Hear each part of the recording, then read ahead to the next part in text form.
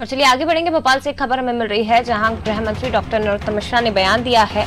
पारुल साहू के कांग्रेस में शामिल होने पर गृह मंत्री ने बात की और कहा कि कांग्रेस में व्यक्तियों का टोटा है, इसलिए कांग्रेस प्रत्याशी ढूंढ रही है। तो ये बयान गृह मंत्री नरोत्तम मिश्रा की तरफ से दिया गया है और कहा है कि जो स्थिति कांग्रेस की है वही इन आयातित लोगों की भी रहेगी। प्रत्याशियों का टोटा है, इसलिए कांग्रेस प्रत्याशी ढूंढ रही है।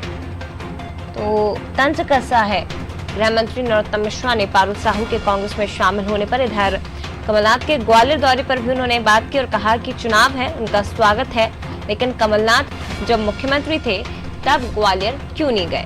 ये सवाल बीजेपी की तरफ से कुछ उठाए जा रहे हैं।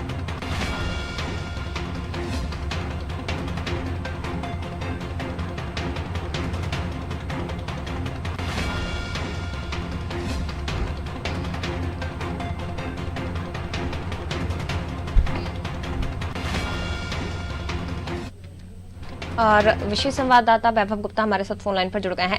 जाहिर है वैभव जी के पारुल साहू पहले बीजेपी में थी, अब कांग्रेस में शामिल हो गई है, तो बीजेपी तंज जरूर कसेगी और वही कुछ गृह मंत्री नरोत्तम मिश्रा ने कहा है।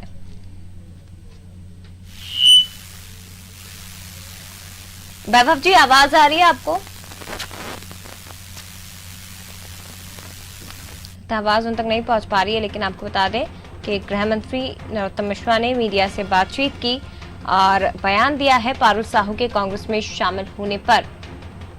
एक बार फिर से वैभव जी का रुख करेंगे।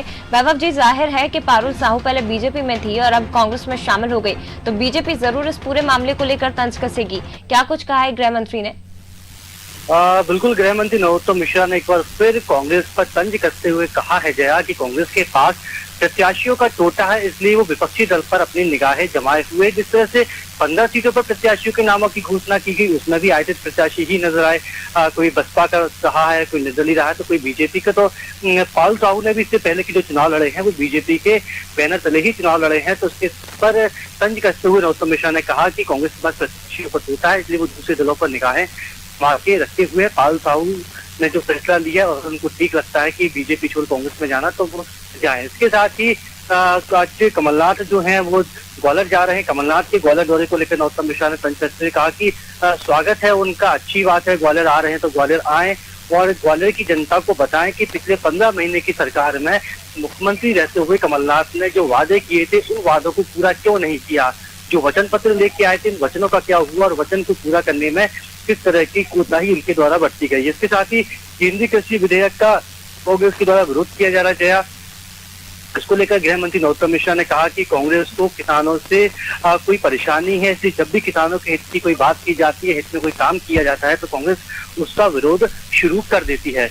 बिल्कुल, शुक्रिया आपका वैभव जी जानकारी साझा करने के लिए। तो पारुल साहू अब कांग्रेस में शामिल हो चुकी है और इसी को लेकर बीजेपी की तरफ से तंज कसा गया है कांग्रेस पर और कहा है कि प्रत्याशियों का टोटा है, प्रत्याशियों की कमी है कांग्रेस के पास, इसीलिए इस तरह से लोगों को आयातित किया जा रहा है।